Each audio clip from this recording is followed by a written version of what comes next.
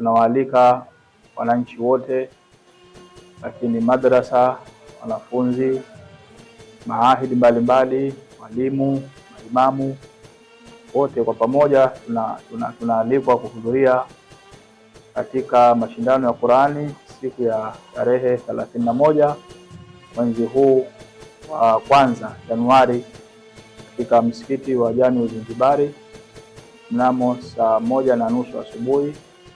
Mashindano haya mgeni rasmi atakuwa ni Mheshimiwa Rais wa Zanzibar na Mwenyekiti wa Baraza la Mapinduzi, Daktari Hussein Ali Hassan Mwinyi.